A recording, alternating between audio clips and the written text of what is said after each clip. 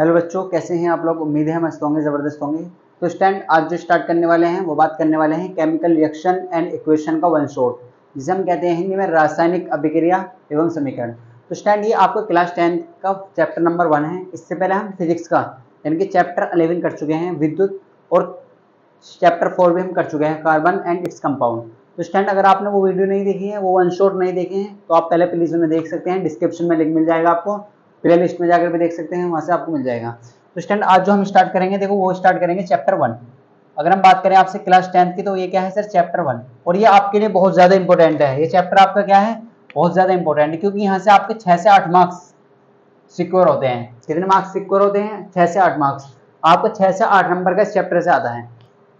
अगर हम बात करें स्टूडेंट इस वाले चैप्टर की, आपसे 6 से 8 मार्क्स किस में से आता है, और बहुत सिंपल से क्वेश्चन आते हैं इसमें।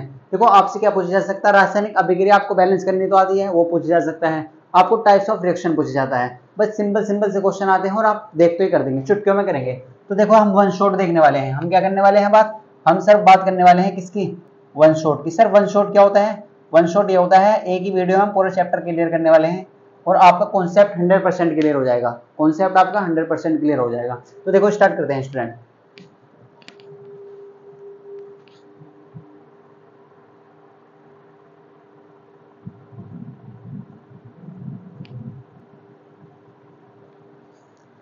तो देखो अगर इस चैप्टर की बात करें ना हम आपसे, तो इस चैप्टर में आपके लिए सबसे इंपॉर्टेंट चीज क्या है, रिएक्शन बैलेंस करनी आनी चाहिए आपको एक तो, और रिएक्शन को आपको टाइप्स ऑफ रिएक्शन पता होनी चाहिए। तो सबसे पहले हम दो टर्म्स समझते हैं। सबसे पहले हम क्या समझेंगे, दो टर्म्स को समझते हैं। देखो इस चैप्टर के अगर नींव है तो यहाँ से रखी जाती है केमिकल। एक होता है सर, आपने आज तक पढ़ाई है और समझा नहीं है, केमिकल रिएक्शन क्या होता है और केमिकल इक्वेशन क्या होता है। सबसे पहले हम इनमें डिफरेंस देखते हैं। ये डिफरेंस क्या होता है सर, हिंदी में भी बताएंगे। आप हिंदी वाले बच्चे बहुत ध्यान से सुने आप आराम से। केमिकल रिएक्शन और केमिकल इक्वेशन ये होता क्या है सर?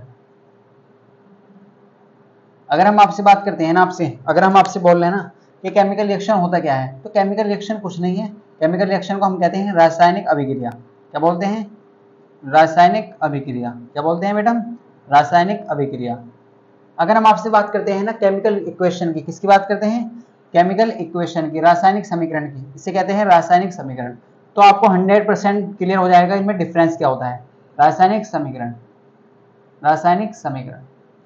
अब देखो आप ध्यान से देखें, रासायनिक समीकरण क्या होती है और रासायनिक अभिक्रिया क्या होती है। तो अगर हम रासायनिक समीकरण की बात करें, रासायनिक अभिक्रिया की बात करें और रासायनिक समीकरण की बात करते हैं, तो देखो मैं आपके सामने एक एग्जाम्पल लिख लेता हूँ और एग्जाम्पल से क्लियर कराएंगे। मैं आपके सामने लिख लेता हूँ कार्बन प्लस ऑक्सीजन, और आपको क्या मिलता है? Carbon dioxide. क्या मिलता है आपको? Carbon dioxide. अब आप कहेंगे सर हमें तो समझ नहीं आया, चलो एक और एग्जांपल ले लेते हैं। मैं अगर आपसे बोलूं hydrogen plus oxygen, hydrogen plus oxygen, और आपको क्या मिलता है सर? आपको मिलता है वाटर। क्या मिलता है आपको? आपको मिलता है वाटर। वाटर बोल ले तो पानी। अब देखो आप, अब हिंदी वाले बच्चे सोचेंगे सर आप तो इंग्लिश में लिख रहे हैं। देखो कार्बन को हिंदी में भी हम कार्बन ही कहेंगे, ऑक्सीजन को हम हिंदी में भी ऑक्सीजन ही कहेंगे, कार्बन डाइऑक्साइड को हिंदी में भी कार्बन डाइऑक्साइड ही बोलते हैं। देखो नाम है, आप अपना नाम, आपका नाम मान लीजिए सचिन है, आप सचिन ऐसे लिख दीजिए या इंग्लिश में लिख दीजिए सचिन, नाम तो सचिन ही रहेगा आपका। बिल्कुल सर, तो आप बिल्कुल घबराए ना, हम हर एक टॉपिक आपको क्लियर करा चलेंगे। देखो कार्बन प्लस ऑक्सीजन तो मिल के रहा है carbon dioxide, hydrogen plus oxygen. अगर आप हाइड्रोजन और ऑक्सीजन, हाइड्रोजन गैस की क्रिया किसके साथ कराते हैं? ऑक्सीजन गैस का, तो क्या मिलता है? वाटर मिलता है। अब सर ये क्या है, आप इस कैसे एग्जांपल दिया आपने? देखो रासायनिक समीकरण क्या होती है, अगर आप किसी भी रिएक्शन को, आप किसी भी अभिक्रिया को, या किसी भी आपके सामने जो भी फॉर्मूले फॉर्म है इस तरीके से, तो उसे आप शब्दों के फॉर्म में, वर्डों के फॉर्म में लिखते हैं ना इस तरीके से, तो वो कहलाती है रासायनिक समीकरण, रासायनिक अभिक्रिया सॉरी। जिस तरीके से hydrogen plus oxygen plus water, तो अगर इनके नाम के फॉर्म में अगर आप इन्हें लिख लेते हैं तो उसे बोलते हैं रासायनिक अभिक्रिया। और अगर इसी चीज को आप क्या लिख देते हैं, सिंबलों के फॉर्म में लिख देते हैं, तो उसे क्या कहते हैं? रासायनिक समीकरण। देखो कार्बन प्लस ऑक्सीजन क्या मिल रहा है आपको? Carbon dioxide. Hydrogen plus oxygen तो आपको क्या मिल रहा है? वाटर। अब आप कहेंगे सर अगर हम इस चीज को ऐसे लिख दें, तो आपको कहने का मतलब सर ये है, अगर आप इस चीज को ऐसे लिख दें सर, अगर हम कार्बन का सिंबल होता है सर सी, ये हमने बचपन से पढ़ा है, कार्बन का सिंबल होता है सी, और ऑक्सीजन जो होती है सर वो गैस की फॉर्म में होती है यानी कि O2, तो हमें मिला है कार्बन डाइऑक्साइड यानी कि CO2 होते सर। अगर हम इसी चीज को यहाँ पर देखते हैं फ्रेंड, बहुत ध्यान से अगर आप देखें तो यहाँ पर आप ध्यान से देखें, देखो हाइड्रोजन क्या होता है, हाइड्रोजन होता है सर H, हाइड्रोजन क्या होता है सर H होता है, ये तो हमें बचपन से पता है सर, हाइड्रोजन क्या होता है H होता है, ओते सर। और ऑक्सीजन होता है सर O2, ऑक्सीजन क्या होता है O2, और मिल क्या रहा है वाटर यानी कि पानी, तो H2O। अब देखो हमने क्या समझाया, हमने आपको कुछ नहीं समझाया, केवल ये चीजें बताई। अगर आप किसी भी रिएक्शन को आप इस तरीके से लिख लेते हैं, अगर उनके नाम के फॉर्म में लिखते हैं, आप उनके नाम के फॉर्म में लिखते हैं, शब्दों के फॉर्म में लिखते हैं, वर्डों के फॉर्म में लिखते हैं, तो आप वो चीज क्या कहलाएगी, रासायनिक समीकरण कहलाएगी। क्या कहलाएगी, सॉरी रासायनिक अभिक्रिया, क्या कहलाएगी, रासायनिक केमिकल रिएक्शन कहलाएगी। या हाइड्रोजन प्लस ऑक्सीजन, तो हमें क्या मिल रहा है वाटर, तो ये क्या कहलाएगी, देखो कार्बन का सिंबल क्या होता है C, ऑक्सीजन का सिंबल क्या होता है O2 यानी कि गैस की फॉर्म में पाई जाती है ऑक्सीजन, और CO2 क्या होता है CO2 कार्बन डाइऑक्साइड। अगर आप इसी चीज को क्या लिख लेते हैं, आप इसी चीज को क्या लिख लेते हैं, अगर आप इसी चीज को क्या लिख लेते हैं, सिंबलों के फॉर्म में लिख देते हैं, किसके फॉर्म में, इनके सिंबलों के फॉर्म में। देखो कार्बन का सिंबल क्या होता है C, ऑक्सीजन का सिंबल क्या होता है O2, और कार्बन डाइऑक्साइड का फॉर्मूला क्या होता है, यानी कि सिंबल का मतलब है प्रतीक, इसके फॉर्मूले के रूप में लिख लेते हैं, तो वो क्या कहलाती है, रासायनिक समीकरण कहलाती है, केमिकल इक्वेशन कहलाती है। तो हम बार बार जो बोलेंगे वो केमिकल इक्वेशन ही बोलेंगे, रासायनिक समीकरण की बात करेंगे, क्योंकि हम बार बार ऐसे लिखने वाले नहीं। तो इसी तरीके से जैसे आप बात करें, हम आपसे देखो अब ध्यान से देखें, अगर हम बात करें आपसे हाइड्रोजन, हम बात करते हैं सर आपसे हाइड्रोजन, तो हाइड्रोजन का सिंबल क्या होता है सर H, हाइड्रोजन का सिंबल क्या होता है H। तो इसी तरीके से अगर आप सिंबलों के फॉर्म में लिख लेते हैं चीजों को, तो यहाँ पर आपको क्लियर हो जाएगा इस तरीके से। तो हाइड्रोजन को आप क्या करेंगे, सिंबलों के फॉर्म में लिखेंगे तो क्या बोलेंगे, केमिकल इक्वेशन, क्या बोलेंगे, रासायनिक समीकरण। और अगर यहीं पर आप केमिकल रिएक्शन की बात करते हैं, रासायनिक अभिक्रिया की बात करते हैं, तो यहाँ पर क्या बोलेंगे आप, रासायनिक समीकरण क्या है सर, जो अगर हम किसी भी इक्वेशन, किसी भी समीकरण को क्या लिख लेते हैं, सिंबलों के फॉर्म में लिख लेते हैं, किसके फॉर्म में, सिंबलों के फॉर्म में, तो उसे बोलते हैं रासायनिक समीकरण। अब आप जिद करेंगे सर हमें एक एग्जाम्पल और समझाइए, हमें एक एग्जाम्पल और समझाइए, तो आपको यहाँ पर क्लियर करना है। देखो हम आपको एक और एग्जाम्पल देते हैं, अच्छे से एग्जाम्पल। अगर हम बात करें, हमने आपके एक सामने एक एग्जाम्पल रखा है इस तरीके से, zinc plus sulphuric acid, zinc plus sulphuric acid होते सर, या कुछ और ले लीजिए आप इस तरीके से, आप क्या लिख लेते हैं, आप इस तरीके से लिख लेते हैं, सिंपल सा एग्जाम्पल ले लीजिए इस तरीके से। देखो क्या लेते हैं आप, सिंपल सा एग्जाम्पल ले लीजिए, आगे क्लियर कराएंगे, सल्फर प्लस O2 यानी कि ऑक्सीजन, और आपको क्या मिलेगा, सल्फर डाइऑक्साइड, क्या मिलेगा, सल्फर डाइऑक्साइड। अब आप क्या कह सकते हैं, अब आप हमें बताएंगे कि इसमें हम किसे बोलेंगे, समीकरण किसे बोलेंगे और इक्वेशन किसे बोलेंगे। तो देखो सल्फर का सिंबल आपने पढ़ा है सर S होता है, O2 होता है ऑक्सीजन होते सर, और SO2 बन जाएगा सल्फर डाइऑक्साइड। तो अभी हमने आपको सिखाया उनके नाम के फॉर्म में लिखते हैं, तो क्या कहलाता है सर, ये कहलाएगा रासायनिक अभिक्रिया, ये क्या कहलाएगा, रासायनिक अभिक्रिया होते सर, और ये क्या कहलाएगी सर, रासायनिक समीकरण, ये क्या कहलाएगी, रासायनिक समीकरण। तो इस तरीके से आपको क्लियर करते चलना है बस। तो आपको क्लियर हो चुका होगा सर रासायनिक समीकरण और रासायनिक अभिक्रिया में क्या डिफरेंस होता है, तो आई होप आपको क्लियर हो चुका होगा। अब बात करते हैं हम आपसे कि रासायनिक अभिक्रिया की, जब रासायनिक अभिक्रिया होती है तो उसके दौरान क्या क्या चीजें घटना होती है, क्या क्या होता है। अब ऐसे तो है नहीं कि आपने कुछ चीज रख दी वो बेमतलबी होगी, तो इसका मतलब यह है कुछ ना कुछ तो वहां पर होता है, कुछ ना कुछ तो वहां पर होता है। तो वहां पर जो होता है वही हम देखने वाले हैं। तो इस टाइम वीडियो को पॉज करके पहले से नोट करें, फिर बात करते हैं उसकी।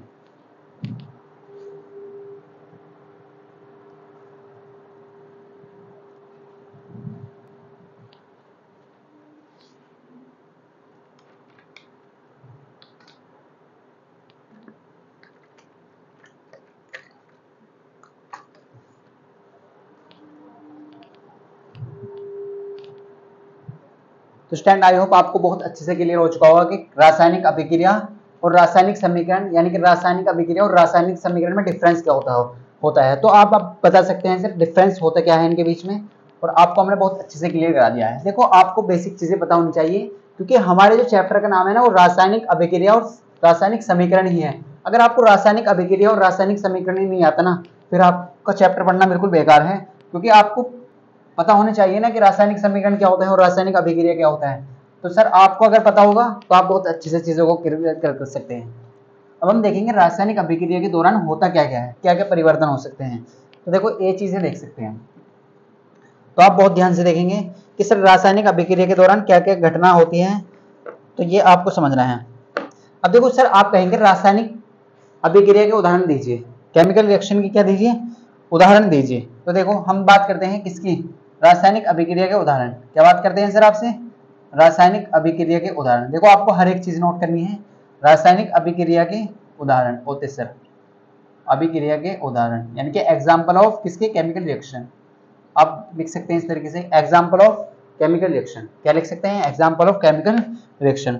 अब सर क्या क्या हो सकता है, देखो रासायनिक अभिक्रिया के उदाहरण की बात करें तो हम क्या है, रासायनिक अभिक्रिया हो कैसे पता करेंगे। जैसे फॉर एग्जाम्पल देखो आपने क्या क्या देखा, अगर हम बात करें सबसे पहले देखो हम रासायनिक अभिक्रिया में होने वाले, अगर बात करें परिवर्तन की बात करते हैं, उदाहरण की बाद में बात करेंगे, किसकी बात करेंगे, होने रासायनिक अभिक्रिया के दौरान, ऐसे लिख लीजिए आप तब अच्छा रहेगा, रासायनिक अभिक्रिया के दौरान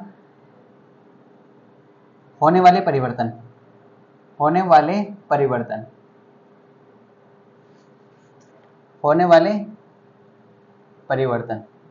अब देखो क्या क्या होता है जब रासायनिक अभिक्रिया होती है ना, उसमें क्या क्या घटना घटित होती है। अब ऐसे कह सकते हैं क्या क्या उसके साथ क्या क्या प्रोसेस होता है, उसे आप देख लीजिए।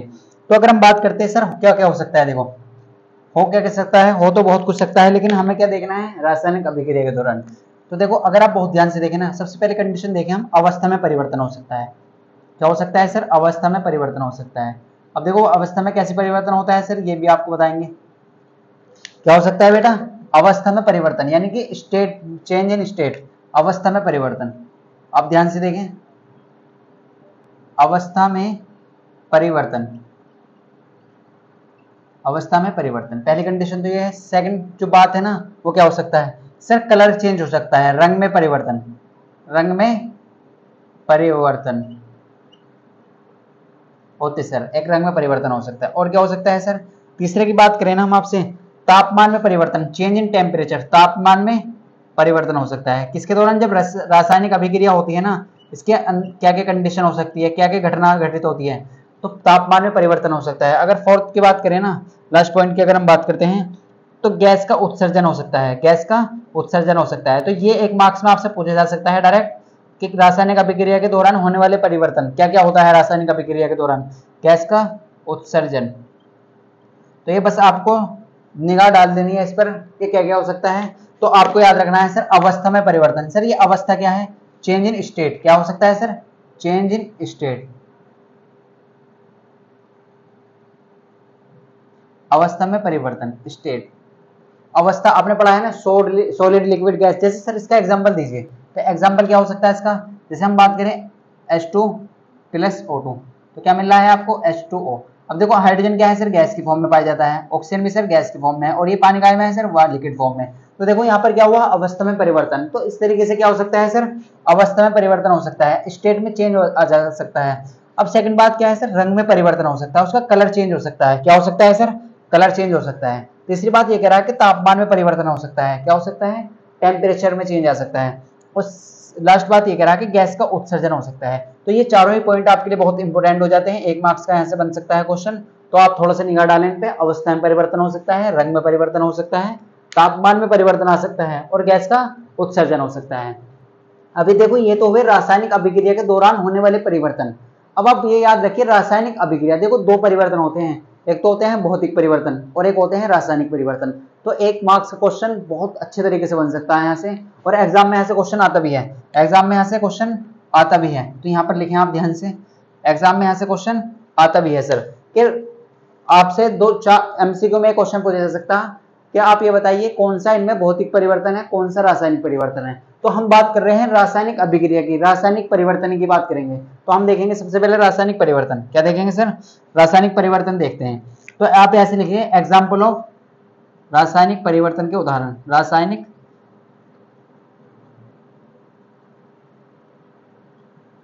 परिवर्तन के उदाहरण, एग्जाम्पल ऑफ केमिकल रिएक्शन। देखो इंपॉर्टेंट है, यहाँ से कुछ ना कुछ बनता है जरूर, हम आपको क्वेश्चन बताएंगे कैसे क्वेश्चन आता है एग्जाम में। तो पहला पॉइंट लिख लीजिए आप। अब देखो क्या क्या हो सकता है, जैसे रासायनिक अभिक्रिया का उदाहरण आप अपने डेली लाइफ में देखेंगे, अपने घर में जाइए आप, अब घर में देखते हैं, जैसे आप क्या कहते हैं, देखो कि जैसे भोजन का पकना, क्या आप इसे रासायनिक परिवर्तन का एग्जाम्पल नहीं समझ सकते, बिल्कुल समझ सकते हैं। देखो रासायनिक अभिक्रिया का परिवर्तन यानी कि रासायनिक अभिक्रिया का एग्जाम्पल है, क्या है, जैसे भोजन का पकना, जैसे दूध का दही बनना, ये क्या है, ये भी एक रासायनिक अभिक्रिया का एग्जाम्पल है, ये क्या है, रासायनिक अभिक्रिया का एग्जाम्पल है। तो ये 4-5 हम आपको दिखा देते हैं, आपको याद रखना है बस। सबसे पहले अगर हम बात करें ना आपसे, जैसे सर दूध का दही बनना, ये बहुत अच्छा एग्जाम्पल है इसका, ये पूछा जाता है, दूध का दही बनना, ये क्या है सर, ये किसका एग्जाम्पल है, दूध का दही बनना, रासायनिक अभिक्रिया, रासायनिक परिवर्तन के उदाहरण, यानी कि आप ऐसे आ सकते हैं रासायनिक अभिक्रिया, आप यहां से लिख लीजिए रासायनिक अभिक्रिया, अच्छा लगेगा फिर। तो रासायनिक अभिक्रिया के उदाहरण, या रासायनिक परिवर्तन भी कह सकते हैं, दोनों बात एक ही है। रासायनिक अभिक्रिया के उदाहरण, पहला क्या हुआ सर, दूध का दही बनना। सेकंड की बात करें हम, तो सेकंड क्या होता है सर, सेकंड है जैसे शोषण, आपने पढ़ा होगा शोषण, ये भी क्या है सर, ये भी एक एग्जाम्पल है किसका, ये भी एक एग्जाम्पल किसका है सर, ये भी रासायनिक अभिक्रिया का एग्जाम्पल है। थर्ड की बात करें ना हम आपसे, थर्ड की जैसे भोजन का पकना, किसका सर, भोजन का पकना, भोजन का पकना। अगर हम फोर्थ की बात करें ना बेटा आपसे, फोर्थ की बात करें तो ये क्या है सर, मैग्नीशियम रिबन को आप जलाते हैं ना, जैसे आपने एग्जांपल पढ़ा था, देखो जैसे आपने अगर अपनी बुक देखी है ना एनसीईआरटी, तो उसमें सबसे स्टार्टिंग में लिखा हुआ है सर Mg+O2, क्या मिल रहा है सर, MgO, मैग्नीशियम ऑक्साइड। तो ये किसका एग्जाम्पल है सर, ये रासायनिक अभिक्रिया का उदाहरण है, रासायनिक अभिक्रिया का उदाहरण। कैसे है सर, जब मैग्नीशियम रिबन को जब आप जलाते हैं ना, ऑक्सीजन का मतलब जलाना, तो हमें क्या मिलता है, राख मिलती है, मैग्नीशियम ऑक्साइड। तो यही तो एग्जाम्पल है। अब आपके लिए क्वेश्चन है, आप ये बताइए ये किसका एग्जाम्पल है, बर्फ का पिघलना, ये किसका एग्जाम्पल है, बर्फ का पिघलना। ये रासायनिक परिवर्तन है या भौतिक परिवर्तन, आपको बताना है। बर्फ का पिघलना क्या है सर, बर्फ का पिघलना। तो आप इसका आंसर कमेंट में देंगे। ये एग्जाम्पल किसका है, रासायनिक परिवर्तन का एग्जाम्पल है, रासायनिक अभिक्रिया का उदाहरण है, ये फिजिकल भौतिक परिवर्तन का उदाहरण है। तो ये बहुत बढ़िया क्वेश्चन है आपके लिए, और ये आपको याद रखना है। देखो हमने आपको बताया कि रासायनिक अभिक्रिया जो होती है ना, उसके दौरान होने वाले परिवर्तन क्या क्या हो सकता है। आज यहाँ पर होता क्या क्या है, रासायनिक अभिक्रिया के दौरान होने वाले परिवर्तन, सर यहाँ पर अवस्था स्टेट में चेंज आ सकता है, रंग में परिवर्तन आ सकता है, तापमान में परिवर्तन आ सकता है, ओके सर, उसका गैस का उत्सर्जन हो सकता है, गैस का उत्सर्जन हो सकता है। अब देखो रासायनिक अभिक्रिया का उदाहरण बहुत इंपॉर्टेंट है, ये आप याद रखना। देखो दूध का दही बनना, ये पहला एग्जाम्पल है, रासायनिक अभिक्रिया का उदाहरण है। दूसरा है शोषण, तीसरा है भोजन का पकना, और भी होते हैं लेकिन आप इतना याद रखिए। मैग्नीशियम रिबन को जब आप वायु के साथ जलाते हैं ना, तो क्या मिलता है, मैग्नीशियम ऑक्साइड, यानी कि राख मिलती है, इसका मतलब ये है। तो ये आपके कुछ एग्जाम्पल थे। अब बात करते हैं हम जहां से एग्जाम में क्वेश्चन बनेगा 2 मार्क्स का, 3 मार्क्स का, 4 मार्क्स का। तो ये तो बात हुई थी 1 नंबर की। अब बात करते हैं 2 नंबर, 3 नंबर और 4 नंबर वाले क्वेश्चन की तरफ। तो स्टैंड वीडियो को पॉज करके नोट करेंगे, फिर बात करते हैं हम अपने नेक्स्ट टॉपिक की तरफ चलते हैं।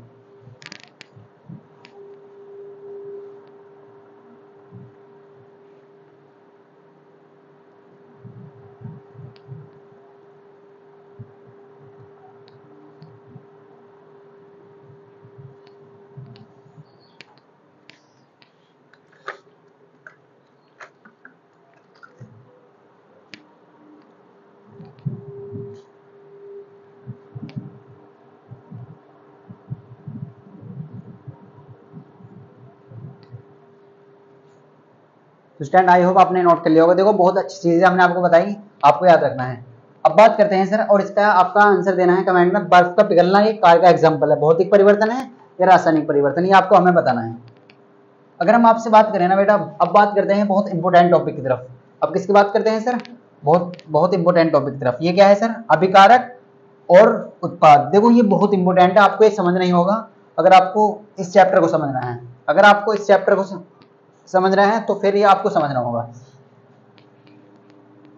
देखो ये जो चैप्टर है हम बहुत अच्छे से पढ़ा है, हमने पूरे डिटेल लेक्चर बनाए हैं, 4 से 5 लेक्चर इस चैप्टर के हुए हैं। अगर आप डिटेल में पढ़ना चाहते हैं ना ये चैप्टर, तो डिस्क्रिप्शन में जाइए, वहां पर लिंक आप वहां से देख सकते हैं। तो देखो ये वन शॉट आपको वन शॉट तरीके से कराएंगे, केवल आपको रिविजन कराएंगे हम इसमें।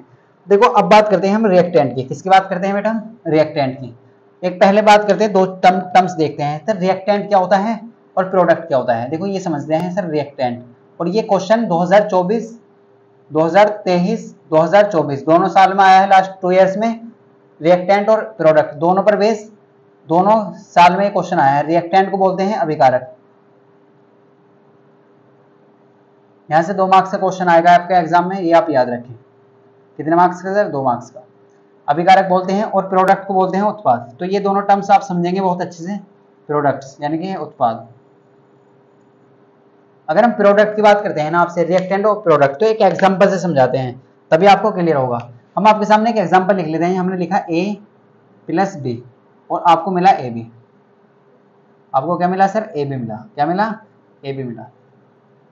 अगर आप बहुत ध्यान से देखें ना, अब देखो सर, अगर हम बात करें तो आप ऐसे कह सकते हैं, ये जो पोर्शन होता है ना, ये लिख रहा, देखो इस एरो के कितने पार्ट है? 2 पार्ट। एक तो यह है, इसे कहते हैं टेल, इसे क्या कहते हैं? टेल। और इस पोर्शन को बोलते हैं हेड।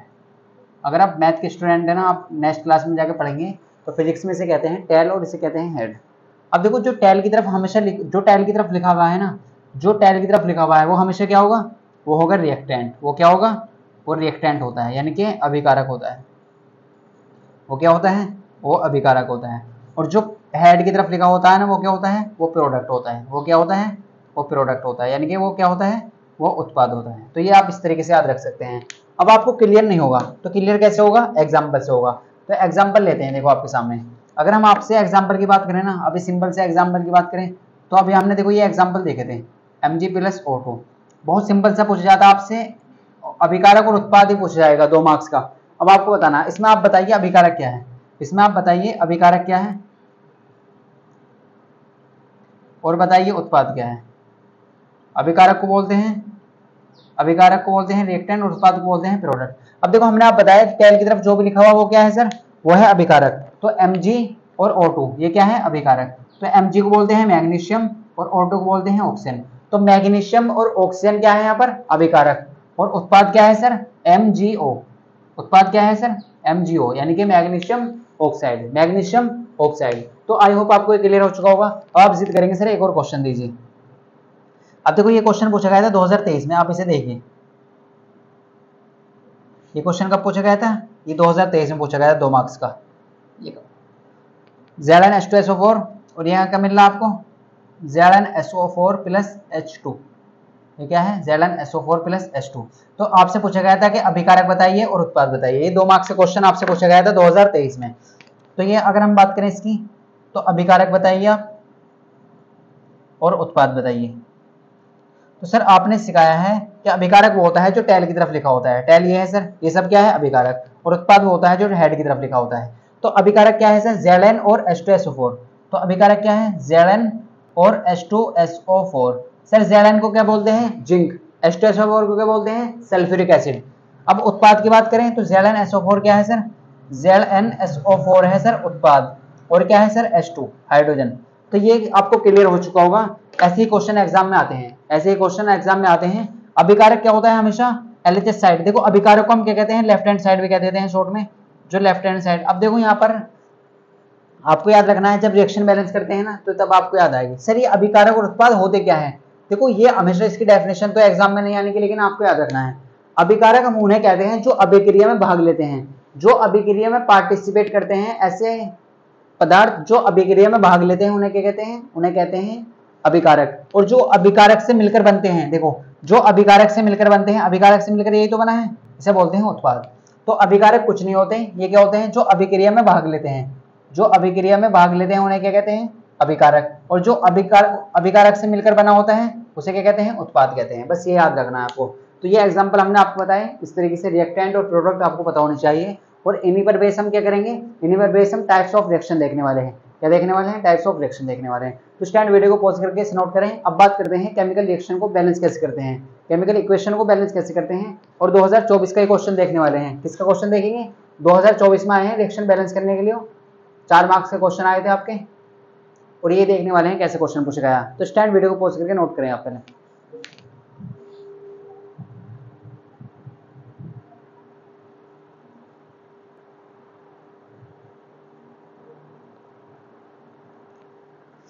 तो स्टैंड आपने नोट कर लिया होगा। देखो अब बात करते हैं हम आपसे रिएक्शन बैलेंस कैसे करते हैं। तो हम आपको केवल एक एग्जांपल से समझाएंगे, केवल ये वन शॉट है। अगर आप डिटेल में रिएक्शन बैलेंस करने सीखना चाहते हैं ना, तो हमने आपको बताया डिस्क्रिप्शन में लिंक है, आप वहां से देख सकते हैं लेक्चर, और वहां से आपको पता चल जाएगा कि रिएक्शन कैसे बैलेंस करते हैं। तो हम बस एक एग्जाम्पल लेंगे, एक एग्जाम्पल से आपको क्लियर करा देंगे कि रिएक्शन को बैलेंस करते कैसे हैं सर। तो देखो हम जो एग्जाम्पल की बात करेंगे वो किसकी बात करेंगे? ये क्वेश्चन आपका कब पूछा गया है? यूपी बोर्ड 2024 में पूछा गया है। आपके क्वेश्चन कब पूछा गया है बेटा? 2024 में पूछा गया है। यहाँ लिख लेते हैं, देखो 2024 यानी कि, तो आपको आप ये मान लीजिए 100% आपको रिएक्शन बैलेंस करने के लिए आएगी। तो देखो ये क्वेश्चन है जो आपको 2024 में पूछा गया, Fe + H2O। अगर आप अपने मॉडल पेपर में देखेंगे तो आपको मिल जाएगा ये क्वेश्चन Fe3O4 प्लस H2। देखो हम आपको स्टेप बाय स्टेप समझाएंगे, एक क्वेश्चन कराएंगे और इससे आपको बहुत सारी चीजें क्लियर हो जाएंगी और आपको फिर खुद प्रैक्टिस करनी है, खुद से कोशिश करनी है रिएक्शन कैसे बैलेंस करते हैं। तो अब सबसे पहले आपको क्या लिखना है, देखो अब आप हम आपसे बोले कि यहाँ पर आप ये बताइए अभिकारक क्या क्या है। तो अभी आपने बताया सर अभिकारक क्या होता है, जो अभिक्रिया में भाग लेता है, जो अभिक्रिया में पार्टिसिपेट करता है, वो क्या क्या है, वो क्या क्या है सर Fe और H2। तो ये क्या है अभिकारक। तो अभिकारक को हम अभिकारक ना लिख के ना हम बार बार ना लिख के इसे क्या कह देंगे LHS कह देंगे, शॉर्ट में क्या कह देंगे LHS लेफ्ट हैंड साइड, और उत्पाद को हम क्या कहेंगे RHS राइट हैंड साइड, इस तरीके से। तो आपको याद रखना है LHS को ही बोलते हैं अभिकारक, LHS को क्या लिखते हैं हम अभिकारक लिख रहे हैं। अब ये बताइए आप सबसे पहले आपको नंबर ऑफ एटम लिखने हैं अभिकारक के, नंबर ऑफ एटम यानी कि परमाणु की संख्या। तो आप ये बताइए Fe कितने हैं यहाँ पर, तो आप कहेंगे सर एक Fe है यहाँ पर। हाइड्रोजन कितने हैं सर आप यहाँ पर 2 हैं, और ऑक्सीजन कितने हैं सर यहाँ पर 1 है। देखो ऑक्सीजन 1 है, हाइड्रोजन 2 है, और ऑक्सीजन 1 है और Fe 1 है। अब आप RHS साइड में जाइए, यानी कि RHS बोल रहे तो उत्पाद, RHS ही क्या है सर उत्पाद है, और LHS ही क्या है सर अभिकारक है। तो आपको कंफ्यूज नहीं होना, यहाँ पर आपको क्लियर करना है। अभिकारक को ही बोले हैं LHS और RHS को उत्पाद। अब देखो आप कहेंगे सर यहाँ पर जो Fe है ना वो कितने हैं, वो 3 हैं, ऑक्सीजन कितने हैं सर यहाँ पर 4 हैं, और हाइड्रोजन कितने हैं सर यहाँ पर 2 है। अब आप ये देखिए कि ये बैलेंस है या अनबैलेंस है। अब बैलेंस का मतलब क्या है, दोनों बराबर, दोनों तरफ एटम बराबर होनी चाहिए। तो आयरन कितने हैं सर यहाँ पर 1, और यहाँ पर कितने हैं Fe 3, Fe को बोलते हैं आयरन। हाइड्रोजन कितने हैं यहाँ पर 2, ऑक्सीजन हाइड्रोजन तो यहाँ पर भी 2 है, लेकिन ऑक्सीजन यहाँ पर 1 और यहाँ पर ऑक्सीजन 4 है, तो इसका मतलब इक्वल नहीं है। तो इक्वल नहीं है तो आप क्या करेंगे, आप ऐसे लिखेंगे जो LHS है ना, जो LHS है यानी कि लेफ्ट हैंड साइड जो है ना वो बराबर नहीं है किसके RHS के। तो ये रिएक्शन क्या है अनबैलेंस है। ये तो आपकी हुई स्टेप 1, ये क्या हुई आपकी स्टेप 1। अब स्टेप 2 कैसे करेंगे आप, स्टेप 2 कैसे करेंगे, स्टेप 2 ऐसे करेंगे, सबसे पहले इस रिएक्शन को इस तरीके से लिखेंगे, क्या लिखेंगे इस तरीके से लिख लेंगे Fe प्लस H2O, और यहाँ पर क्या मिला आपको Fa3O4 प्लस O2 H2, यानी कि क्या है वो H2। अब देखो आपको बैलेंस कैसे करना है, आप ध्यान से देखिए यहाँ पर कितने Fe है सर 1, और यहाँ पर कितने हैं 3। तो आप यहाँ पर 3 Fe है और यहाँ पर कितने हैं 1, तो 1 को 3 कैसे बनाते हैं, तो आप कहेंगे सर यहाँ पर 3 की मल्टीप्लाई कर दीजिए, यहाँ पर क्या कर दीजिए 3 की मल्टीप्लाई। ये क्या है सर LHS, इसे क्या कहते हैं LHS, और ये क्या है सर RHS यानी कि राइट हैंड साइड। अब ध्यान से देखें आप यहाँ पर कितने Fe है सर 3, और यहाँ पर कितने Fe है सर 3, तो Fe तो हमारे बैलेंस हो चुके हैं। अब आप ध्यान से देखें हाइड्रोजन कितने हैं यहाँ पर 2, यहाँ पर भी हाइड्रोजन 2 है, लेकिन ऑक्सीजन की बात दिक्कत आ रही है। ऑक्सीजन अगर 4 है यहाँ पर, ऑक्सीजन कितने हैं यहाँ पर 4, अगर किसी तरीके से आप यहाँ पर 4 ऑक्सीजन करते हैं तो वो बैलेंस हो जाएगी चीजें। अगर हम 4 करने के लिए हमें क्या करना पड़ेगा, 4 से मल्टीप्लाई करनी पड़ेगी। अब आपको एक चीज याद रखनी है, देखो अगर हम किसी भी कंपाउंड में किसी भी एक नंबर की मल्टीप्लाई करते हैं ना, तो मल्टीप्लाई हर एक एलिमेंट में होगी, मल्टीप्लाई हाइड्रोजन में भी होगी, ऑक्सीजन में भी होगी। तो हाइड्रोजन 2 थे, 2 की मल्टीप्लाई होगी तो टोटल कितने होगी 4, ऑक्सीजन 1 था 2 की मल्टीप्लाई होगी तो कितने हो चुके हैं 2। देखो 4 आप 4 की मल्टीप्लाई करते हैं हाइड्रोजन में, तो हाइड्रोजन कितने हो जाएंगे सर 4 दूनी 8, और यहाँ पर ऑक्सीजन कितने हो जाएंगे सर 4, ऑक्सीजन कितने हो जाएंगे 4। अब आप LHS साइड में जाइए, देखो 3 Fe है बिल्कुल सर, ऑक्सीजन कितने हैं 4, देखो ऑक्सीजन भी आपके बराबर हो चुके हैं, Fe भी बराबर हो चुके हैं, लेकिन अनबैलेंस है क्या, असंतुलित क्या है हाइड्रोजन। तो यहाँ पर 2 है तो काय की मल्टीप्लाई करेंगे आप 4 की, तो हाइड्रोजन कितने हो चुके हैं सर यहाँ पर भी 8। अब ध्यान से देख लीजिए आप, अब क्या करेंगे आप ध्यान से देखेंगे कि दोनों तरफ बराबर एटम है, बिल्कुल सर 3 Fe है यहाँ पर भी 3 Fe है, यहाँ पर 4 ऑक्सीजन है, यहाँ पर भी 4 ऑक्सीजन है, यहाँ पर 8 हाइड्रोजन है, यहाँ पर भी 8 हाइड्रोजन है। तो इस तरीके से बैलेंस करते हैं, और फाइनली आप क्या लिख देंगे, आपको कुछ नहीं करना, केवल इतना लिख देना है LHS बराबर है किसके RHS के, यानी कि लेफ्ट हैंड साइड किसके बराबर है राइट हैंड साइड के। और आप ये कह देंगे ये क्या है, it is a balance reaction, क्या है ये बैलेंस रिएक्शन है, क्या है सर बैलेंस रिएक्शन। ये क्या है सर, ये एक संतुलित अभिक्रिया है, ये क्या है एक रासायनिक अभिक्रिया यानी कि संतुलित अभिक्रिया है। तो इस तरीके से आप कह सकते हैं। तो ये क्वेश्चन आपका 2024 में पूछे गए हैं, और ऐसे ही क्वेश्चन आपको एग्जाम में मिलेंगे बैलेंस करने के लिए। अब बात करते हैं हम टाइप्स ऑफ रिएक्शन, अभिक्रिया के प्रकार की बात करते हैं, और ये बहुत इंपॉर्टेंट टॉपिक है। एक तो सबसे इंपॉर्टेंट टॉपिक इसमें रिएक्शन बैलेंस का है, बैलेंस करनी आनी चाहिए आपको, और दूसरा टाइप्स ऑफ रिएक्शन, यहीं से आपके एग्जाम में क्वेश्चन आते हैं। तो स्टैंड वीडियो को पॉज करके इसे नोट करें आप।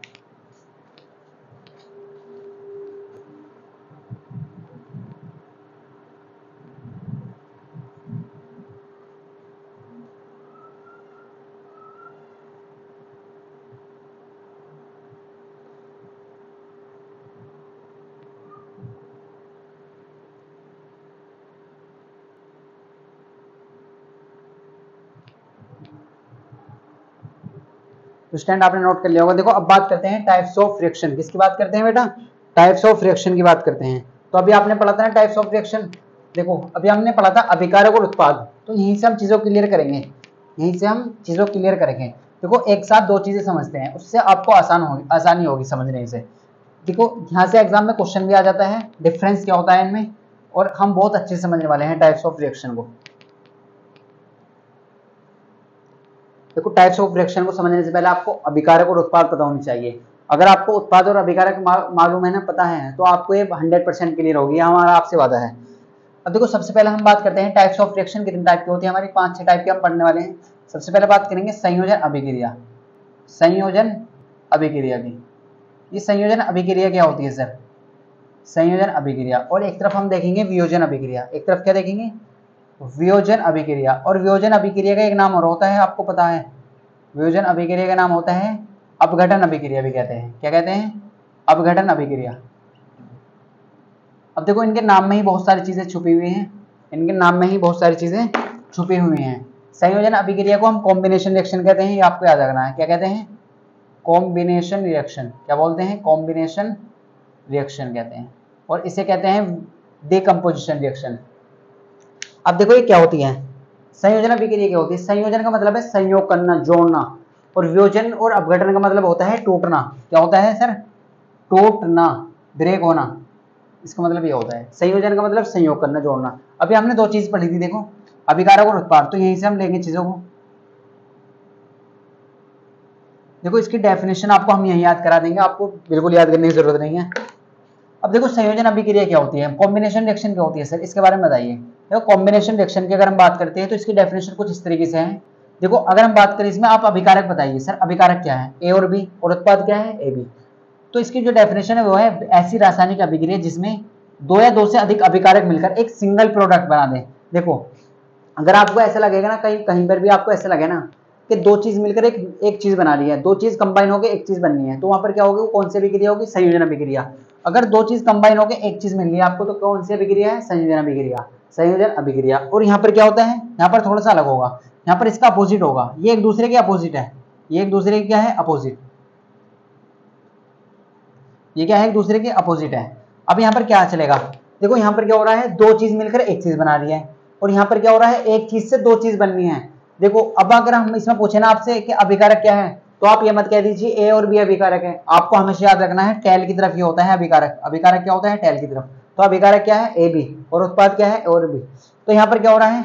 दो चीज कंबाइन होकर एक चीज मिल रही है। और यहाँ पर क्या हो रहा है? एक चीज से दो चीज बननी है। तो देखो इसकी डेफिनेशन ये होती है, वह रासायनिक अभिक्रिया जिसमें दो या दो से अधिक अभिकारक मिलकर क्या बना दे? एक एकल उत्पाद बना दे, यानी कि सिंगल प्रोडक्ट बना दे, तो उसे क्या कहते हैं? संयोजन अभिक्रिया। और वियोजन अभिक्रिया क्या कहती है? एक अभिकारक का दो या दो से अधिक उत्पाद में टूटना, वो क्या कहलाता है? वो हमने बताया ना, टूटना, इसका मतलब होता है टूटना, ब्रेक होना, तो वो क्या कहलाता है? वियोजन अभिक्रिया या अपघटन अभिक्रिया। तो वह रासायनिक अभिक्रिया जिसमें दो चीज मिलकर एक चीज बनाती है, तो उसे क्या कहते हैं? संयोजन अभिक्रिया। वह रासायनिक अभिक्रिया जिसमें एक अभिकारक दो या दो से अधिक उत्पाद में टूट जाए। अधिक में भी टूट सकता है, इस तरीके से भी हो सकता है। अगर आपके सामने ए बी सी है तो आपको ए अलग मिल सकता है, बी अलग मिल सकता है, सी अलग मिल सकता है।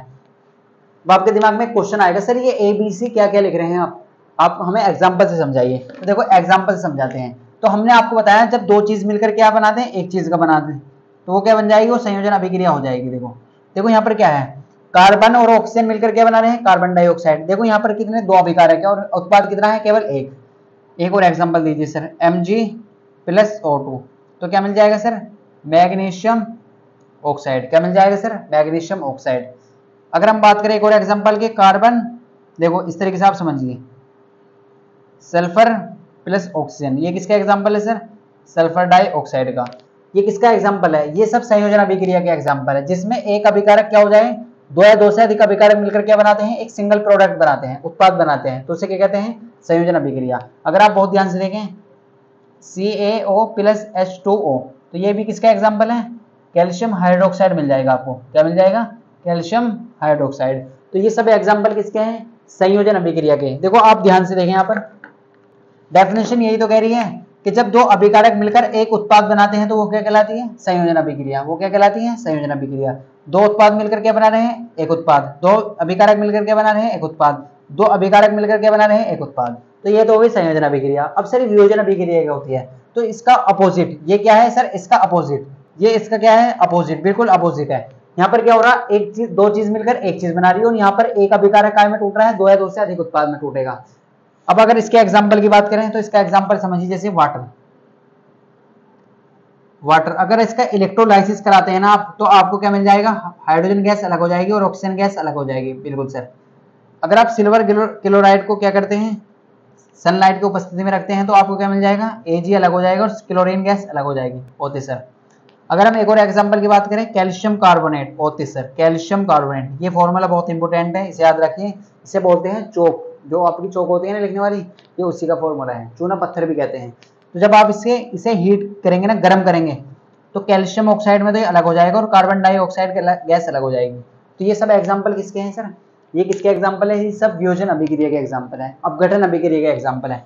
अब देखो अपघटन अभिक्रिया होती क्या है, किसी एक अभिकारक का क्या होना है, दो या दो से अधिक उत्पाद में टूटना, वो क्या कहलाता है, वो कहलाता है, क्या कहलाता है, वो अपघटन अभिक्रिया, डिकम्पोजिशन रिएक्शन, क्या कहलाता है, वियोजन अभिक्रिया। अगर हम बात करें आपसे, देखो यहाँ पर क्या हो रहा है, ये जो वाटर है ना, अगर आप इसका इलेक्ट्रोलाइसिस कराते हैं, यानी कि आप इसे विद्युत देते हैं, विद्युत की उपस्थिति में रखते हैं, तो हाइड्रोजन में अलग और ऑक्सीजन में अलग अलग ब्रेक हो जाएगा। अब सिल्वर क्लोराइड अगर सनलाइट की उपस्थिति में रखते हैं, तो सिल्वर में अलग और क्लोरीन में अलग हो जाएगा। कैल्शियम कार्बोनेट को अगर आप गर्म करते हैं ना, हीट करते हैं, हीट का सिंबल ये होता है, कैल्शियम ऑक्साइड और कार्बन डाइऑक्साइड गैस मिलेगी। अभी ये देखो वियोजन अभिक्रिया क्या है, यानी कि टूटना। अब ये किसकी वजह से टूटेगी, ये आपके दिमाग में क्वेश्चन आएगा, सर ये टूटेगी कैसे। अब ऐसे तो नहीं कि जैसे सपना आया और टूट गई, तो ब्रेक किसकी वजह से हो रही है, कुछ ना कुछ तो यहाँ पर प्रोसेस हो रहा है, तो इस प्रोसेस को हमें जानना है। देखो अब ये तीन वजह से टूट सकती है, किस किस वजह से टूट सकती है, तीन वजह से। एक तो ऊष्मा की वजह से टूट सकती है, ऊष्मीय अपघटन अभिक्रिया। जो अगर कोई रिएक्शन ऊष्मा की वजह से टूटती है ना, उसे बोलते हैं ऊष्मीय अपघटन। अगर कोई रिएक्शन विद्युत की वजह से टूटती है, तो उसे बोलते हैं विद्युत अपघटन। अगर कोई रिएक्शन किसकी वजह से टूटती है, प्रकाश की वजह से, तो उसे बोलते हैं प्रकाशीय अपघटन या प्रकाशीय वियोजन, प्रकाशीय अपघटन अभिक्रिया। तो ये तीनों ही आपको याद रखनी है, ये इसी के पार्ट है, ये क्या है, सब इसी के पार्ट है। अब देखो रिएक्शन किसकी वजह से टूट सकती है, ऊष्मा की वजह से टूटते हैं। जो रिएक्शन ऊष्मा की वजह से ब्रेक हो रही है, उसे क्या कहते हैं, ऊष्मीय अपघटन। तो ऊष्मीय अपघटन का एग्जांपल कौन सा है सर, ये वाला, ये किसका एग्जांपल है, ऊष्मीय अपघटन का। ये किसका एग्जांपल है, ऊष्मीय अपघटन का। अब विद्युत अपघटन, यानी कि विद्युत की वजह से टूटना, रिएक्शन का किसकी वजह से टूटना, विद्युत की वजह से टूटना। तो ये किसका एग्जांपल है सर, H2O। ये किसका एग्जांपल है, H2O। ये एग्जांपल किसका है, विद्युत अपघटन का। प्रकाशीय अपघटन, यानी कि प्रकाश की वजह से टूटना। तो सिल्वर क्लोराइड को जब आप प्रकाश की उपस्थिति में रखते हैं, तो सिल्वर अलग और क्लोरीन गैस अलग हो जाएगी। तो ये किसका एग्जांपल है, प्रकाशीय अपघटन अभिक्रिया। तो फाइनली आपको सब चीज भूल जाना है, बस ये याद रखना है कि वियोजन अभिक्रिया क्या होती है और संयोजन अभिक्रिया। अंतर अगर आपका एग्जाम में आ जाता है तो कैसे देखेंगे, देखो आपको ऐसा क्वेश्चन बन जाता है, संयोजन अभिक्रिया और वियोजन अभिक्रिया में क्या डिफरेंस होता है, क्या होता है डिफरेंस, ये आपको याद रखना। तो संयोजन अभिक्रिया कुछ नहीं है, केवल इतना याद रखिए, दो या दो से अधिक अभिकारक मिलकर क्या बनाते हैं, एक उत्पाद बनाते हैं। और यहाँ पर क्या होता है, एक अभिकारक दो या दो से अधिक उत्पाद में टूटता है। अब टूटेगा किस किस वजह से, अब ऐसे तो है नहीं सपना आएगा, तो टूटेगा किसकी वजह से, ऊष्मा की वजह से, विद्युत की वजह से और प्रकाश की वजह से। तो ऊष्मा की वजह से अगर कोई रिएक्शन ब्रेक हो रही है, तो उसे बोलते हैं ऊष्मीय अपघटन अभिक्रिया, हीट डिकम्पोजिशन रिएक्शन। अगर कोई रिएक्शन विद्युत की वजह से टूटती है, तो उसे बोलते हैं इलेक्ट्रोलाइसिस, इलेक्ट्रो डिकम्पोजिशन रिएक्शन। अगर कोई रिएक्शन प्रकाश की वजह से ब्रेक हो रही है, टूट रही है, तो उसे बोलते हैं प्रकाशीय अपघटन अभिक्रिया, यानी कि फोटोलाइसिस भी कहते हैं इसे इतना याद रखिए। तो ये सब एग्जांपल आपको क्लियर करने हैं, एग्जांपल से चीजों को क्लियर करना है। अब बात करते हैं हम इस चैप्टर की सबसे इंपॉर्टेंट रिएक्शन, डिस्प्लेसमेंट रिएक्शन, विस्थापन अभिक्रिया। तो विस्थापन अभिक्रिया आपको समझना है, बहुत इंपॉर्टेंट है। इस वीडियो को पॉज करके इसे नोट करें, फिर बात करते हैं आगे।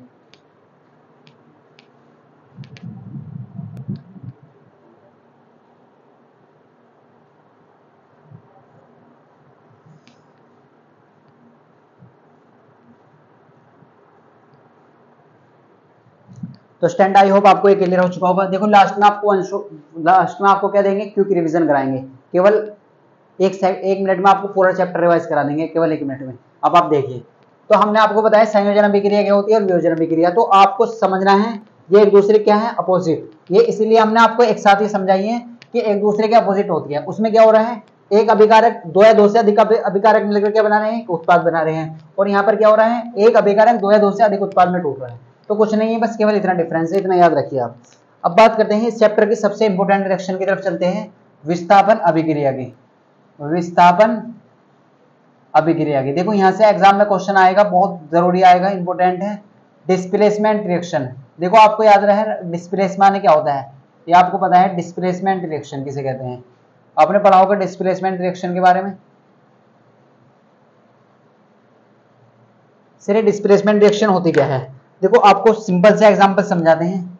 देखो आप ऐसे याद रखिए, ये जो है ए है और यहाँ पर क्या है, कोई बी है, बी सी है,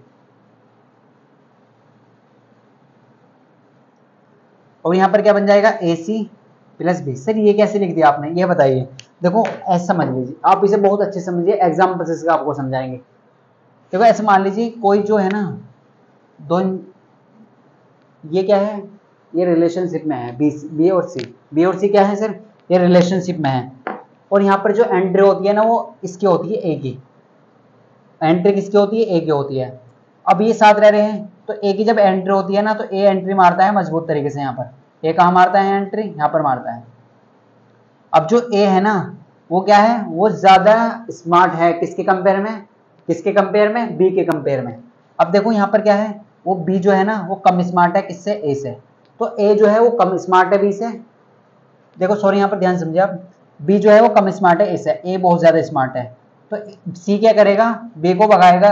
अब तुम निकलो, अब हम दूसरे को एंट्री मार लेते हैं, तो ए क्या करेगा, सी के पास आ जाएगा, ए क्या करेगा, सी के पास जाएगा। ये ऐसे समझ लीजिए आप कुछ नहीं करें, बस सिंपल समझ लीजिए।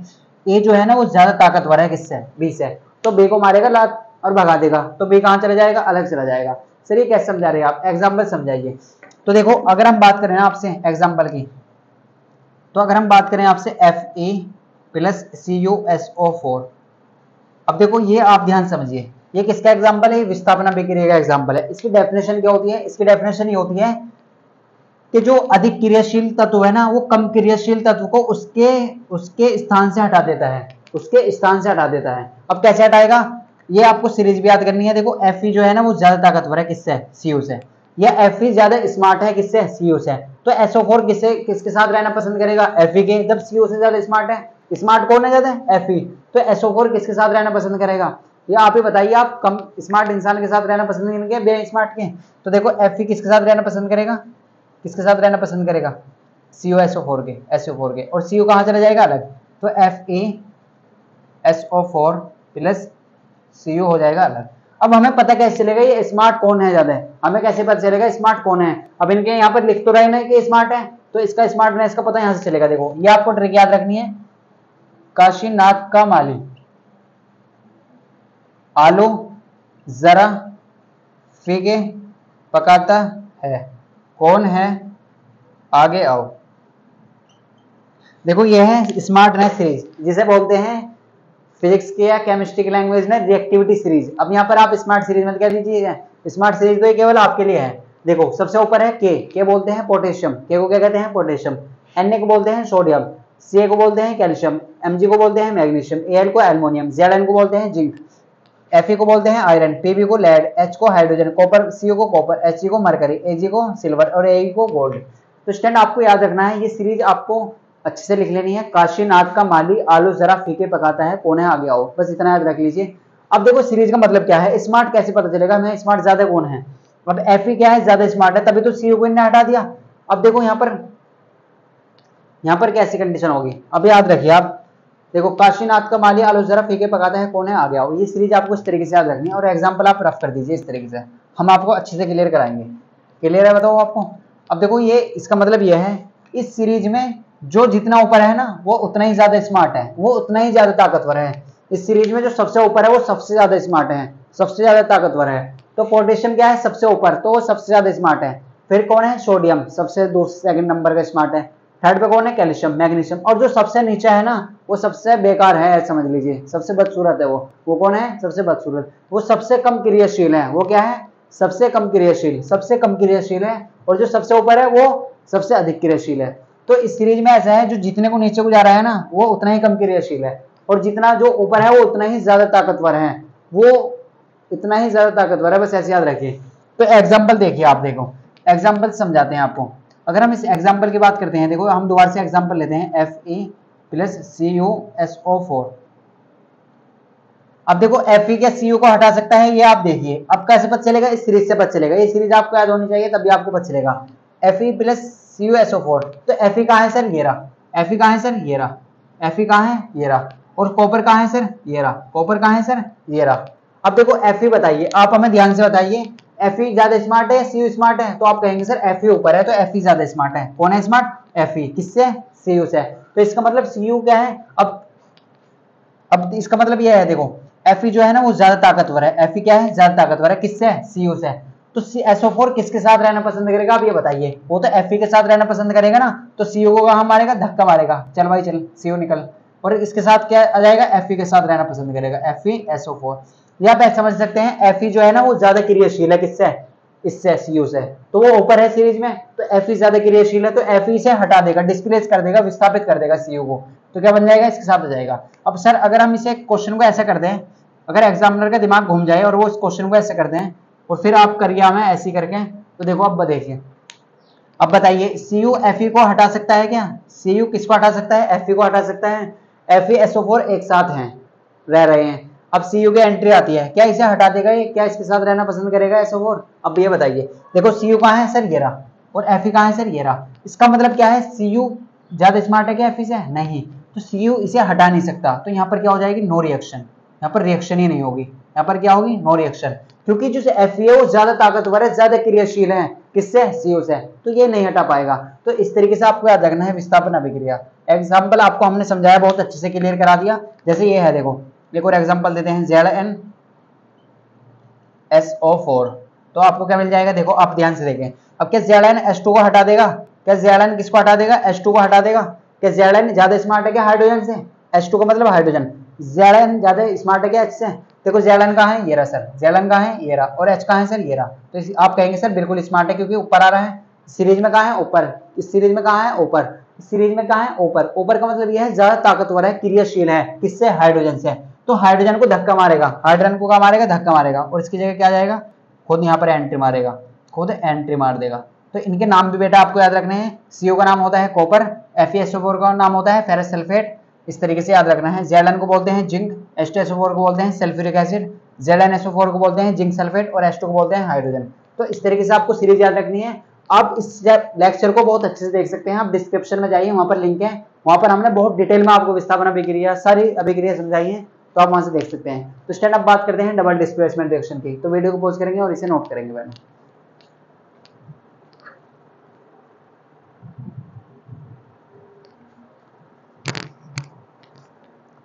तो स्टैंड आपने नोट कर लिया होगा। देखो डबल डिस्प्लेसमेंट रिएक्शन क्या होगी, यहाँ पर क्या हो रहा है, एक को धक्का दिया जा रहा है और वहां पर दो को धक्का दिया जाएगा। इसका मतलब क्या है, यहाँ पर एक को हटाया जा रहा है और वहां पर दो को हटाया जाएगा। बस कुछ नहीं है, वो डबल डिस्प्लेसमेंट, यानी कि वहां पर डबल डिस्प्लेसमेंट होगा। वहां पर क्या होगा, दो बार विस्थापन होगा। वहां पर क्या होगा, दो बार विस्थापन होगा। तो आई होप आपको एक चैप्टर बहुत अच्छे से क्लियर हो चुका होगा। तो स्टैंड ये वन शॉट है, देखो वन शॉट में वन शॉट की तरह ही पढ़ाया जाता है। तो इस तरीके से आपको याद रखना है।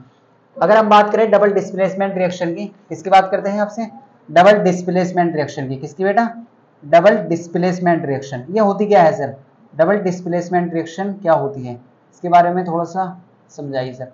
देखो डबल डिस्प्लेसमेंट रिएक्शन की बात करें ना हम आपसे, तो डबल डिस्प्लेसमेंट रिएक्शन क्या होती है, जिसमें दो बार विस्थापन होता है, दो बार विस्थापन होता है। अभी हमने आपको समझाया ना विस्थापन अभिक्रिया, तो वहां पर क्या हो रहा था, वहां पर हम देख रहे थे कि अधिक क्रियाशीलता तो कम क्रियाशीलता तो को उसके स्थान से हटा रहा था, उसके योग से हटा रहा था। लेकिन यहाँ पर क्या होगा, इसमें क्या होगा, आयनों का इंटरचेंज होता है। आयन पढ़े ना आपने क्लास 9 में, आयनों का आदान प्रदान होता है। अब कैसे होगा, देखो आप याद रखिए। तो डबल डिस्प्लेसमेंट रिएक्शन को हम बोलते हैं द्विव विस्थापन अभिक्रिया। क्या बोलते हैं, द्विव विस्थापन अभिक्रिया, द्विव विस्थापन अभिक्रिया। तो वह रासायनिक अभिक्रिया जिसमें आयनों का आदान प्रदान होता है क्या कहलाता है, द्विव विस्थापन अभिक्रिया कहलाता है। बस इतना याद रख लीजिए। अगर हम आपसे बात करते हैं ना डबल डिस्प्लेसमेंट रिएक्शन के बारे में, तो इसका एग्जांपल कैसे समझ सकते हैं हम, ऐसे समझिए। देखो इसका एग्जांपल कैसे समझेंगे आप, ध्यान से देखें। यहाँ पर क्या होगा, जैसे ए बी है और यहाँ पर सी डी है। पहले देखो केवल ए था, आपके क्या होगा, आपके ए बी है और सी डी है। तो यहाँ पर क्या होगा, देखो आयनों में टूटेगा ये। आयन आप जानते हैं plus minus minus plus, plus minus plus minus, इस तरीके से। अब आप हमें ये बताइए, देखो अगर हमें ये बताइए, देखो आपने पढ़ा होगा फिजिक्स में भी इस तरीके से, ये बोलते हैं, इन्हें बोलते हैं आवेश, इन्हें बोलते हैं चार्ज। अगर हम देखो अगर सेम चार्ज होते हैं ना वो एक दूसरे से नफरत करते हैं। नफरत का मतलब समझ रहे हो आप? अगर हम आपसे बताएं जो सेम प्रकृति के आवेश है वो क्या करेंगे, एक दूसरे से नफरत करेंगे। नफरत का मतलब क्या है, वो एक दूसरे के साथ रहना पसंद नहीं करते, प्लस प्लस का या माइनस माइनस का। अगर हम इसी तरीके से एक प्लस का ले लें और एक माइनस का ले लें ना, तो वो क्या करेंगे, वो साथ रहेंगे। साथ कैसे रहेंगे, वो अट्रैक्शन होगा उनके बीच में। क्या होगा, अट्रैक्शन। और इसके बीच में होगा रिपल्शन। रिपल्शन का मतलब आप समझते हैं, देखो प्लस माइनस का मतलब क्या है। अब आप इतना मतलब समझिए, यहाँ पर देखिए ध्यान से। अब अपने स्कूल में है सर, आप अपने स्कूल में है होते सर। अब आप ये बेंच है, अब हम इनमें एक बेंच है, ये बेंच है, इस पर 2 सीट है होते सर। अगर आप देख रहे हैं, हम 2 बच्चे उठाते हैं क्लास में से, एक गर्ल्स है और एक बॉयज़ है, एक गर्ल्स एक बॉयज़।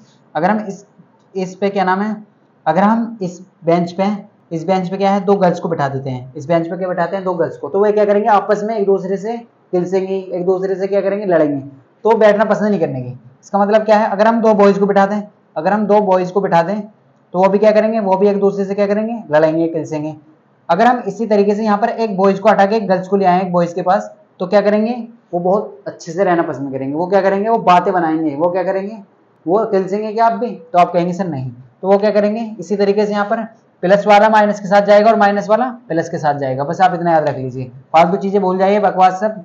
आप केवल क्या याद रखिए, बस प्लस माइनस, प्लस और माइनस वाले याद रखिए, माइनस और प्लस वाले याद रखिए, और प्लस और माइनस वाले याद रखिए, इस तरीके से।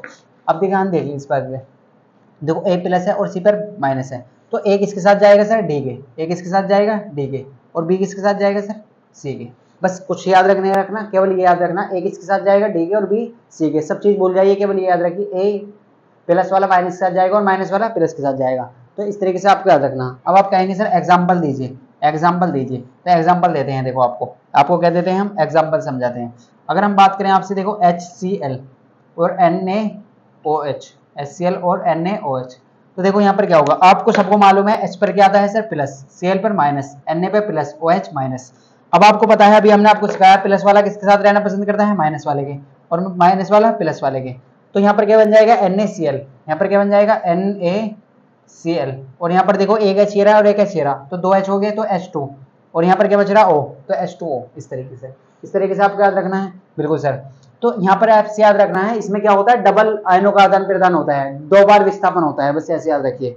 अब बात करते हैं हम अपने लास्ट टॉपिक की तरफ, इस चैप्टर का लास्ट टॉपिक, अपचयन और उपचयन के बारे में। तो बस केवल आपके 2 मिनट और लेंगे और चैप्टर आपका कंप्लीट हो जाएगा। तो वीडियो को पॉज करके इसे नोट करें आप।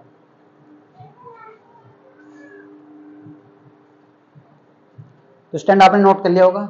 अब देखो आपको सभी डिस्प्ले, हमने आपको एग्जाम्पल समझाया, सभी आपको क्लियर हो चुके होंगे, सभी टाइप की रिएक्शन आपको क्लियर हो चुकी होंगी, कैसे करते हैं ये हमने आपको बताया। अब बात करते हैं हम आपसे इस चैप्टर के लास्ट टॉपिक की तरफ, जिसका नाम क्या है, जिसका नाम है अपचयन और उपचयन। क्या है सर, अपचयन और उपचयन। तो ये भी आपको एग्जाम्पल समझाएंगे, सिंपल से सिंपल एग्जाम्पल है, अपचयन और उपचयन। देखो नाम थोड़े सेम से हैं, तो ध्यान समझना है, अपचयन और उपचयन, क्लियर हो जाएगा। दोनों में डिफरेंस बताएंगे क्या है, और ये आपको याद रखना है, उपचयन और अपचयन में आपको डिफरेंस पूछा जाएगा, अंतर पूछा जाता है इनमें। ये इंपोर्टेंट क्वेश्चन है आपके लिए, याद रखना है। देखो यहाँ पर क्या होगा, अपचयन में क्या होता है, इसमें क्या होता है, ऑक्सीजन का ऐड होता है, ऑक्सीजन यहाँ पर क्या होगा, ऐड होगा, ऑक्सीजन का ऐड होता है यहाँ पर, और हाइड्रोजन का रिमूव होता है। अगर किसी भी रिएक्शन में आपको ऐसा लगे ना, किसी भी रिएक्शन में आपको क्या लगे, वहां पर हाइड्रोजन का तो यानी कि ऑक्सीजन तो ऐड हो रहा है और हाइड्रोजन निकल रहा है, रिमूव हो रहा है, तो वो वहां पर क्या होता है, अपचयन। और यहाँ पर इसका उल्टा है, देखो यहाँ पर ऑक्सीजन क्या हो रहा है, ऐड, लेकिन यहाँ पर ऑक्सीजन का क्या होगा, ऑक्सीजन रिमूव होगा, यानी कि ऑक्सीजन निकल जाएगा, अलग हो जाएगा, ऑक्सीजन को हटा दिया जाएगा, और हाइड्रोजन को क्या कर दिया जाएगा, ऐड कर दिया जाएगा। तो बस इतना डिफरेंस है। देखो हम एग्जाम्पल समझाते हैं। अगर किसी भी रिएक्शन में आपको ऐसा लगे ना, ऑक्सीजन का वहां पर ऐड हो रहा है, ऑक्सीजन को ऐड करा जा रहा है और हाइड्रोजन को निकाला जा रहा है, तो वो क्या कहलाता है, अपचयन अभिक्रिया कहती है उसे। और उपचयन अभिक्रिया क्या कहती है, जहां पर ऑक्सीजन को निकाला जाता है और हाइड्रोजन को ऐड करा जाता है, तो उसे क्या कहते हैं, उपचयन अभिक्रिया। एग्जाम्पल समझाइए सर। तो एग्जाम्पल देखो, सिंपल से एग्जाम्पल है, अगर हम कार्बन और ऑक्सीजन को एक साथ लेते हैं तो क्या मिलता है हमें, कार्बन डाइऑक्साइड। देखो यहाँ पर क्या हुआ, ऑक्सीजन का क्या हो रहा है, ऐड हो रहा, तभी तो हमें कार्बन डाइऑक्साइड मिला। यहाँ पर क्या हो रहा है, ऑक्सीजन का ऐड हो रहा है, क्या हो रहा है, ऑक्सीजन का ऐड। तो अगर या एक चीज हो इनमें से, या तो ऑक्सीजन का ऐड हो या हाइड्रोजन का रिमूव हो, तो वो क्या कहलाता है, अपचयन कहलाता है। तो ऐसी रिएक्शन देखो जिसमें ऑक्सीजन ऐड हो जाए या हाइड्रोजन रिमूव हो जाए, तो उसे क्या कहते हैं, उसे कहते हैं अपचयन अभिक्रिया। उपचयन क्या होता है सर, उपचयन का एग्जाम्पल दीजिए। देखो अगर हम बात करें आपसे कॉपर ऑक्साइड और यहाँ पर है हाइड्रोजन गैस, अब इसे आप ध्यान समझिए। देखो हमने आपको क्या समझाया, ऑक्सीजन का रिमूव हो या हाइड्रोजन का ऐड हो। देखो तो यहाँ पर क्या होगा, जब आप इसकी रिएक्शन इसके साथ कराएंगे ना तो आपको क्या मिलेगा, जो कॉपर है ना, देखो आप ध्यान से देखिए, जो कॉपर है वो अलग हो जाएगा, वो जो है कॉपर वो अलग हो जाएगा, यानी कि हाइड्रोजन क्या होगा, रिमूव होगा और किसके साथ होगा, ऐड हो जाएगा, किसके, H2O में क्या होगा, ऐड। तो हमने यही तो बताया, ऑक्सीजन का रिमूव होना और हाइड्रोजन का ऐड होना। तो हाइड्रोजन किस में ऐड हो रहा, हाइड्रोजन किससे ऐड हो रहा, ऑक्सीजन में, और हाइड्रोजन रिमूव होकर क्या होगा, अलग, हाइड्रोजन क्या होगा, रिमूव होकर अलग। तो इस तरीके से आपको क्लियर करते चलना है। तो स्टूडेंट आई होप आपको ये बहुत अच्छे से क्लियर हो चुका होगा चैप्टर। हमने पूरे चैप्टर आपको करा दिया है लगभग 45 मिनट्स में। तो ऐसे चैप्टर हमने आपको कराए हैं। देखो हमने कौन कौन से चैप्टर हम पढ़ चुके हैं। नेक्स्ट क्लास में बात करेंगे एसिड बेस एंड साल्ट के, अम्ल क्षार और लवण के बारे में। हम कार्बन और उसके यौगिक के बारे में पढ़ चुके हैं, चैप्टर 4 ये कंप्लीट कर चुके हैं, आप डिस्क्रिप्शन में जाकर देख सकते हैं, उसका लिंक है। हम विद्युत के बारे में पढ़ चुके हैं, विद्युत यानी कि इलेक्ट्रिसिटी, पूरा चैप्टर करा है। जो आपका 11 चैप्टर है फिजिक्स का, बहुत इंपॉर्टेंट चैप्टर है, 15 मार्क्स का आपका ऐसे पूछा जाएगा, 15 मार्क्स का आता है इस चैप्टर से। न्यूमेरिकल्स आएंगे, आपको क्लियर करना है। अब देखो ये सब चीजें हम पढ़ चुके हैं, तो स्टूडेंट आपको क्लियर हो चुका होगा। क्लास अच्छी लगी है तो लाइक जरूर करें, चैनल को सब्सक्राइब नहीं करा है तो सब्सक्राइब कर ले। मिलते हैं आपको नेक्स्ट क्लास में अम्ल और क्षार के वन शॉट में। तो स्टूडेंट पढ़ाई करते रहिए, कोई भी डाउट है, कोई भी प्रॉब्लम है कमेंट में पूछिए। मिलते हैं आपको नेक्स्ट क्लास में।